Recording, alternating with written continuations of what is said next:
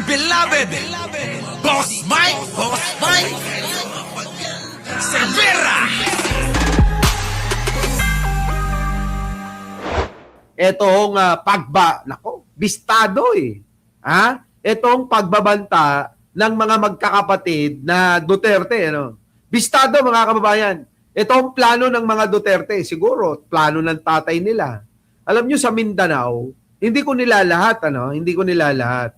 Sa Mindanao, maraming mga politiko ang ganitong ugali. Ha? Nakuha nyo? Sa Mindanao, yung mga politiko, itong tatalakayin natin, maraming ganyan ang ugali. Bakit? Tignan nyo mga kababayan, ha? Tignan ninyo. Naalala nyo ba yung Ampatuan Massacre? Alam nyo yon? Yung Ampatuan Massacre? Yung 50 mahigit na mga sasakyan, convoy. 50 mahigit na mga sasakyan, convoy. Ang alin? Binaon nila eh.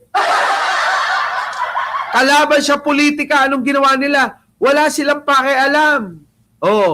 Ilang sasakyan yun? Napakaraming sasakyan. Tinadtad nila ng bala, inambush nila. Binaon pati sasakyan eh. Ulitin ko hindi ko nila lahat. Ang mga politiko dyan sa Mindanao, may matitino naman. Ngayon, example lang yan. Etong mga Duterte, dahil talamak na sa kapangyarihan, talamak na sa kayamanan, talamak na sa pagiging makapangyarihan, hindi malayo na ganyan din ang kanilang gawin. Diba? Yan mga kababayan. So eto na ho, isipin ho nating maigi. Yan. Eto yung si Barbie. Barbie na ito no? Bobo. Eto, alam nyo mga kababayan, ito kasi napaka-bobo, napakatanga eh. Alam niyo yung dinadaan nila sa pananakot sa Pangulo, yung kanilang mga sinasabi, tinatakot nila, ang Pangulo akala naman nila matatakot nila yun. Di ba? Ang Pangulong Bongbong Marcos matalino eh. Ang Pangulong Bongbong Marcos, hindi mo masisindak yan. Baka nakalimutan nyo. Marcos yan. Tapos tatakot-takutin nyo ng ganito. Ayun, nabisto mga kababayan ko. At pinag-usapan nga ho itong mga banta. Naalala nyo? Si Sara Duterte gustong putulin yung ulo ni Pangulong Bongbong Marcos. Ito rin, sinabi niya na gusto niya rin yung ulo ni Pangulong Bongbong Marcos. Nagkaroon nga ng mga memes. Alin ba talagang ulo ang gusto mo baste? Ulo sa taas o ulo sa ibaba? Diba? Ang daming ganun na naging nagkaroon ng memes, pero ngayon, ito, pakinggan nyo si Baste. Just a simple message sa ato ang Pangulo. From now on, before you go to bed. Kita nyo? Just a simple message sa ating Pangulo. Mula ngayon, bago ka pumunta sa iyong higaan, tuloy. Think of the Romanovs. Alalahanin mo at isipin mo raw yung Romanovs. Yung nangyari sa Romanovs. Mga kababayan, siguro pwede nyo nang i-search yan sa Russia nangyari. Yung Romanovs, Jovelyn Dominguez, tignan ninyo, mga kababayan, Bina Valdez, Jonolog, tuloy. Think of Benito Mussolini. Yan na. Pati daw yung Benito Mussolini at saka yung kanyang asawa. Mga kababayan, ang tatanga kasi na itong mga ito eh. Mananakot na lang kayo, presidente pa yung tatakutin nyo, kung di ba Nako, sarap yung pagsasampalin eh. Tuloy. And think of what happened to you in 1986. Kita nyo mga kababayan, at isipin mo kung ano nangyari sa iyo, sa pamilya mo, noong 1986. Eto na. Naku, yari ka talaga, Baste. Oo. Madidiscover na ng sambayan ng Pilipino kung mayroon ka pa bang titi o may pipi. Baka mamaya nagpapalit ka na ng pipi. Kasi punta mo ng punta sa ibang bansa. Si Sarah nagpunta rin ng Thailand. Baka nagpapalit na rin siya ng utin. Tuloy. Maybe you'll reconsider the direction that you are taking. Tignan niyo yung mukha, no, mga kababayan, ano? Yung mukha niya, para bang akala mo kayang-kaya talaga, no? Parang sabog na nagsasalita, no? Parang bumatak muna ng matindi si Baste, no? Ay, Diyos ko, hindi ako makakapagpanggap na lalaki kung hindi mo ko pababatakin. Ganon. Mga kababayan, So, kailangan bumatak muna ako. Okay, isa lang na. Tignan niyo yung mukha. Tignan niyo yung mukha, mga kababayan. Siya lang. Ngayon, bubira. Kaya nga mga kababayan, nag-ala, Kuya Cesar pa. Di ba, no? Alicia. Nag-ala ka, Kuya Cesar, ang putang ina. Ganyan ho yung mga mga bagong mga batak na batak. Alam nyo ba na mabagal magsalita? Bakit? Ano yung itsura, Alam nyo yung itsura ng mga kababayan na parang alam nyo yung babae na pigil sa galit na sa isip niya, ganito sa isip niya. Okay din, no? Bongbong Marcos. Gumagana. Tangina! Baste, hayop ka! Naiisip ko, mga kababayan, yung nanay ko, pag galit na galit sa amin, ganyan yun. Ganyan yung itsura, di ba? Kayo rin, siguro. Pagka kayo, galit na galit, di ba? Yung pigil na pigil kayo. Parang high na high. Ganun na nga. Lovely. So, eto na ngayon, mga kababayan, yari ka ngayon, no? Honorable Zamora. Ayan na, mga kababayan. Ito hong si Honorable Zamora. Itong taga San Juan. Ito na, mga kababayan, pakinggan ho ninyo. Madam Chair, I just wanted to make a brief manifestation regarding that video. Maybe I'll give a little crash course on history. Ayan na. The Romanovs were the ruling imperial dynasty in Russia from the 1600s to the early 1900s, Madam Chair. And why? Sila po ang royal family noong 1900s. 1900s, pakinggan nyo, mga kababayan, pakinggan nyo. Etong gustong ipahayag ni Baste, bading naman, Pakinggan ho ninyo para ho malaman ninyo kung ano talaga yung mga plano sa laman ng mga isip ng mga Duterte. Pakinggan ho ninyo. Pasok. Until 1917. Noong 1917, nagkaroon po ng February uprising kung saan napilitan mag-abdicate o i-give up ni Tsar Nicholas II ang kanyang pwesto dahil may communist uprising. Yan. Pagkatapos po, October 1917, merong another uprising by the Bolsheviks, which was led by Vladimir Lenin, by Lenin. And ano pong nangyari dito? Kaya mahalaga itong Romanovs na to.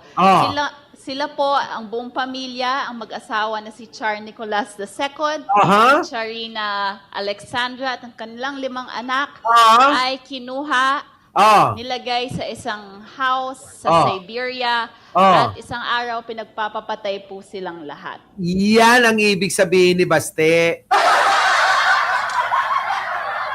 Nakuha nyo, mga kababayan ko? Nakuha mo, Alicia Duran?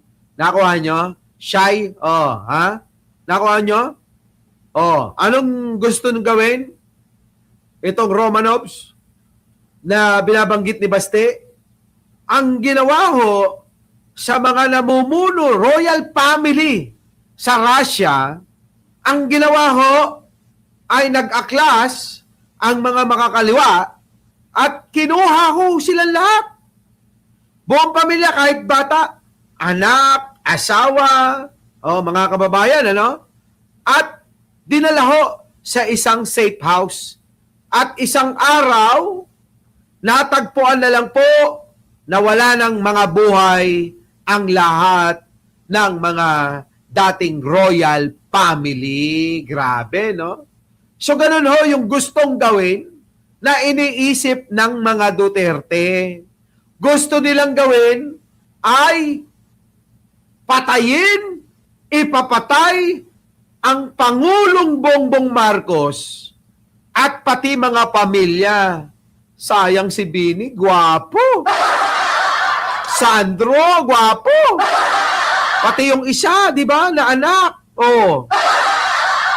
Puro gwapo, tas papatayin, ano? Mga kababayan ko, malilinis ho at tsura eh. Yung mga Duterte, tignan nyo, dudungis eh, di ba? Tignan nyo na lang si Sara Duterte, mga kababayan. Mukhang hanggang kipay may tato eh. Oh! Hindi ko ano yung may tato kasi ano naman ako, fan ako na may tato, ano? Pero kapag kaganyan naman, magpakadisente ka namang hayop ka, Sara.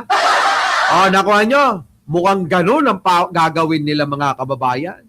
Oo, yayariin nila. Oh. Lenin? And ano pong nangyari dito? Si Kaya Simon. mahalaga itong Romanovs na to. Sila Ayan, kaya daw mahalaga tong Romanovs na to na kinote ni Baste Duterte na bading, mga kababayan, ay dahil may kwento at yung kwento na yon ang gustong ipaisip at ipahatid kay Pangulong Bongbong kung hindi pumayag sa gusto nila. Dahil natandaan ninyo, siya bunganga mismo galing ni Pangulong Bongbong at ni Madriaga na gusto ni Digong ay magkaroon ng term sharing. Gusto ni Digong na tag-3 taon si Pangulong Bongbong at itong baliw na puki ng inang Sara Duterte. Di ba? Nakuha nyo? Hindi na nila mapapayag si Pangulo.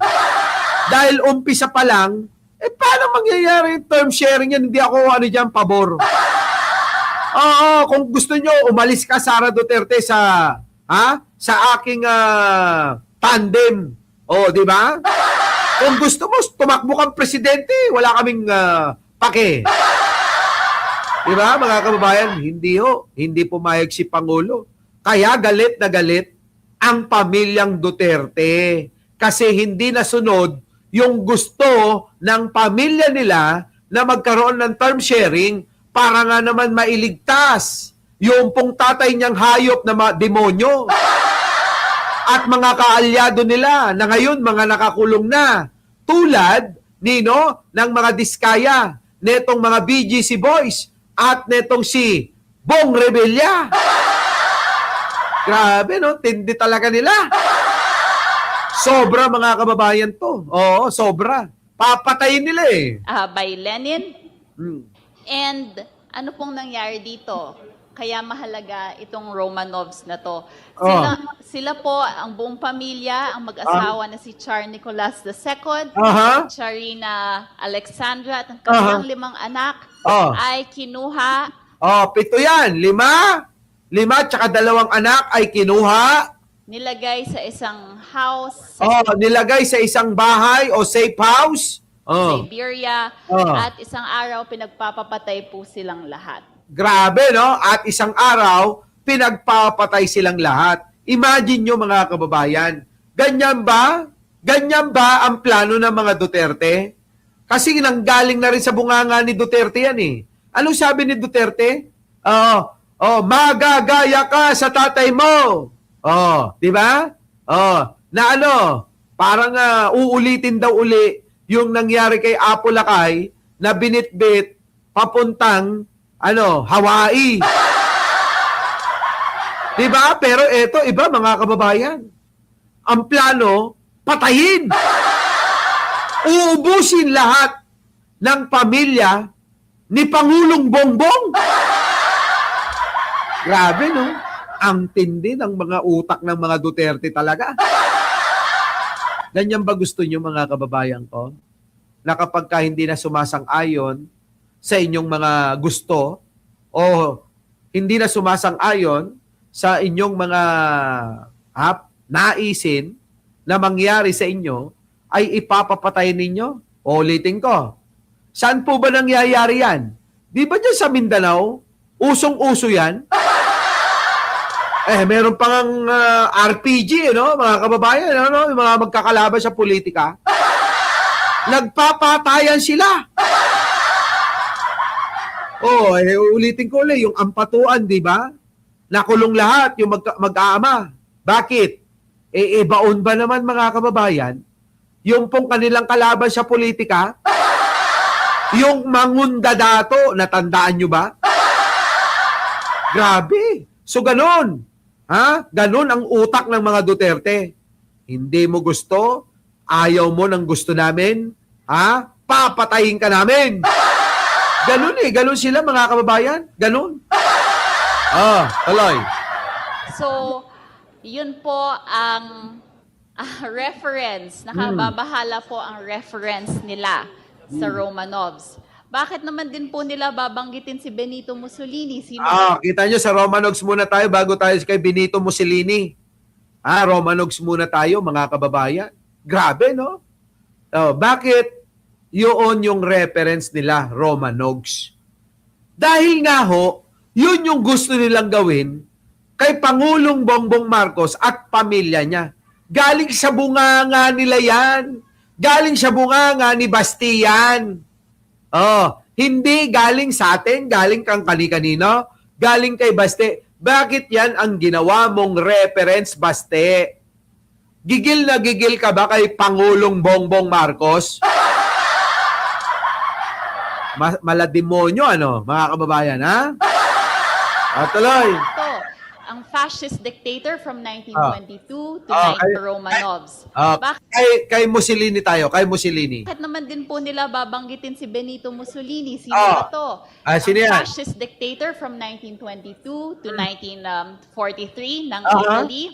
He allied himself with Hitler and the Axis powers until he was removed by King Victor Emmanuel and executed in 1945. The point is, Madam Chair, nakababahala nga ang kanilang reference sa ganitong mga okasyon, sa ganitong mga tao, and their propensity to refer to executions or to idolize dictators is appalling and should not be countenanced. Kita nyo, mga kababayan, matindi, no? Talagang yung kanilang utak at saka yung ideolohismo, yung pong mga ganitong tao, yung pong mga masasama.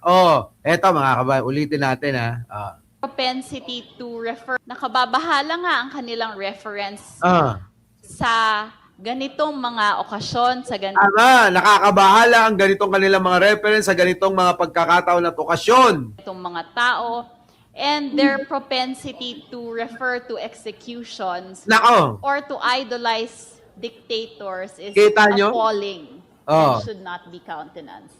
Kita nyo, mga kababayan, so yun ang gusto nila. Maging hari-harian sa Pilipinas. Sarap, no? Sabi siguro ni Digong, yawa kayo ba? Yawa ka, Sara, yawa ka, Pulong, yawa ka, Baliw, yawa ka, Bading. Sara lang talaga, kahit medyo krong-krong, Ako, naghirap na, nasubukan natin maging presidente. Yawa kayo, pag kayo, hindi naging presidente katulad ko, yawa ka. Ganun, no, mga kababayan, Para bang ay sarap maging nasubukan na nating hari. Nasubukan na nating tayo ang Diyos sa Pilipinas. Kaya wag na nating bitawan ito. Kahit anong mangyari. Di ba? Kahit anong mangyari. May sayad Jude, mga Duterte. Yawa Jude sila. Di ba? Yawa kaayo. Diyos ko. Di ba?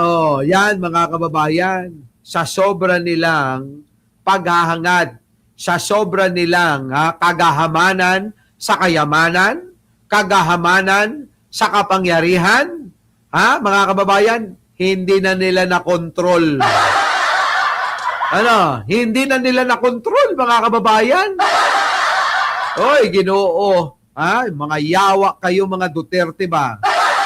Thank you, Madam Chair. Madam Chair. That is very enlightening. Can we hear first the appreciation of the NBI? Having heard the history from the Honorable Zamora, how did the NBI appreciate this video of Mayor Baste? Yeah. Well, thank you for the cross-current history. Although we already have traced back why there's a referral on that matter. So.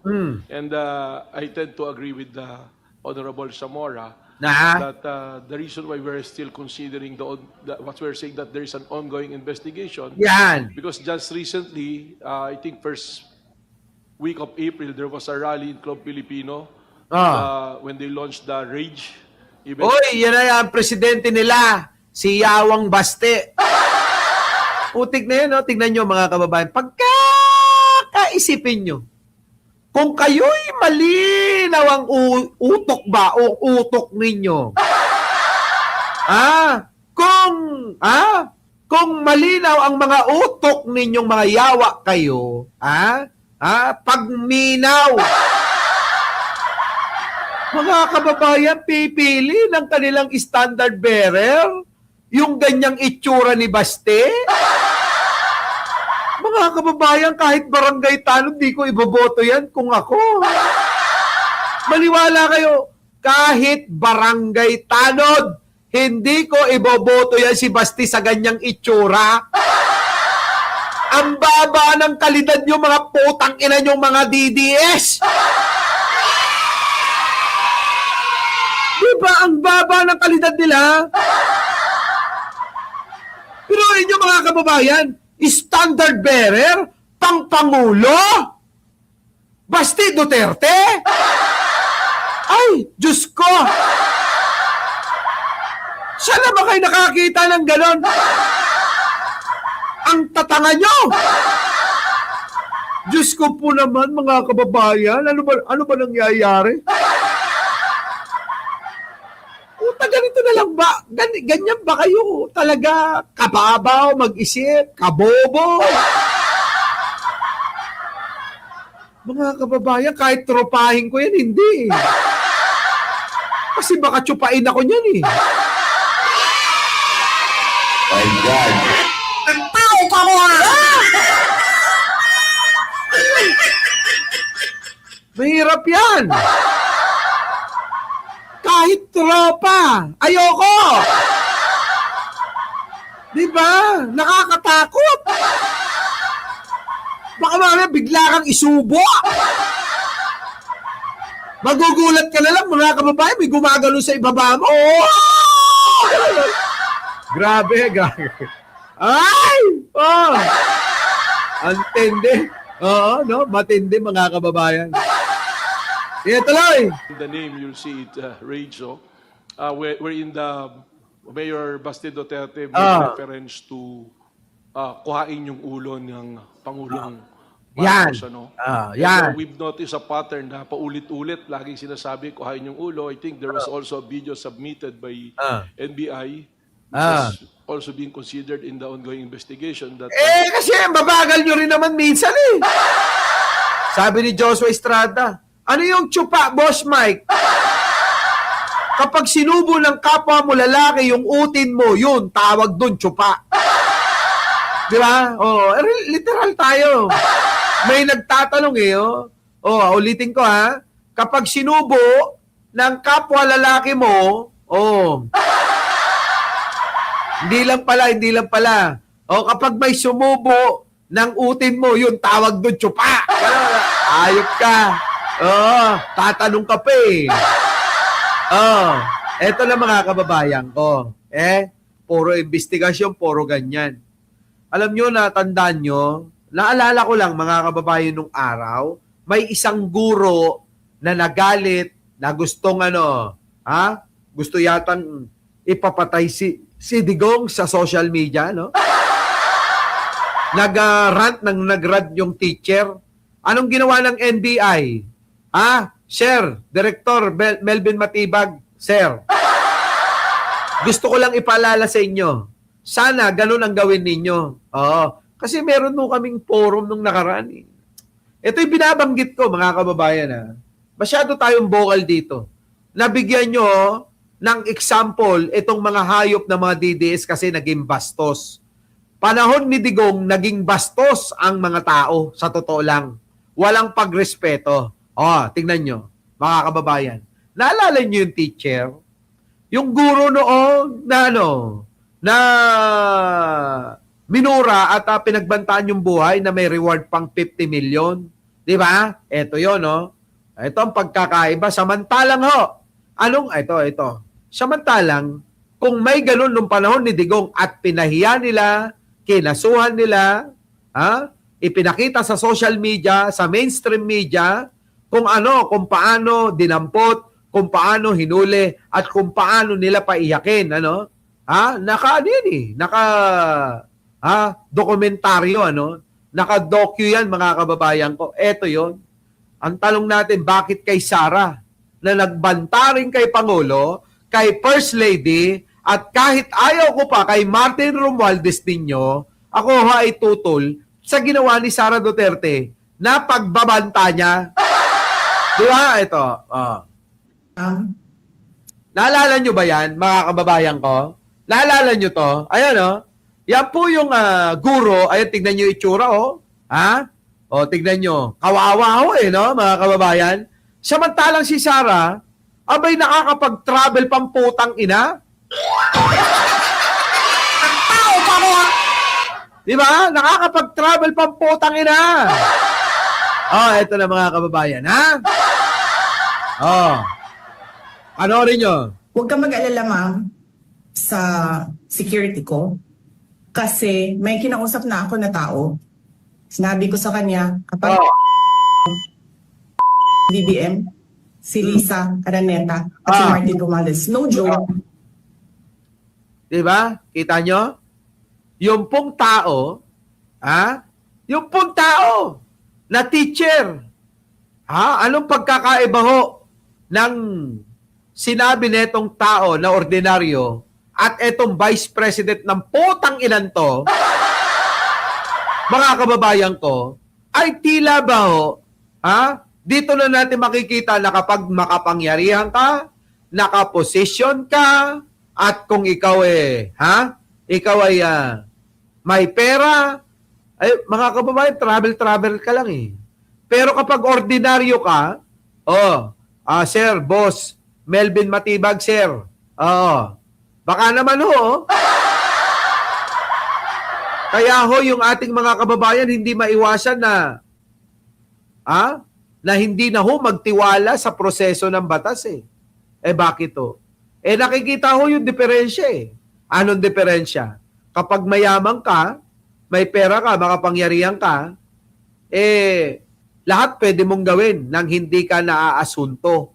Pagka ikaw ordinaryo, kahit teacher ka pa, malamang kahit katulad ko yan, negosyante, malamang kung panahon ni Digong, yung tong ginagawa ko to, naniniwala naman ako, baka patay na ako eh.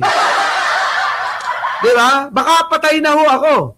Kung ang Pangulo pa rin, si Duterteng matanda na hayop na demonyo na yon, matagal na na marami ng vlogger ang patay. Yan ang sinasabi ko sa inyo. Kaya nga ang apela natin sa mga kinaukulan, sa NBI, sa kapulisan, ikaw, John Vic Remulla, nako!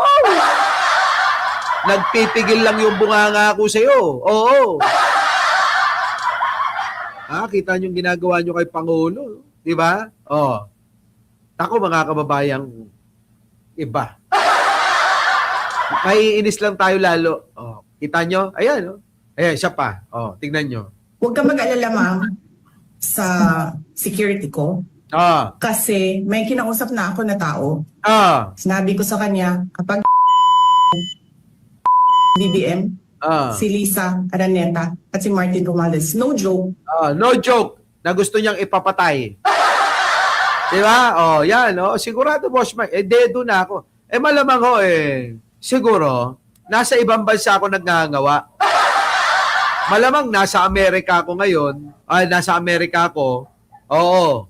Kung Duterte pa rin ngayon, nasa Amerika ako. Bibira pa rin tayo, mga kababayan. Bibira pa rin ako ng bibira. Bahala na.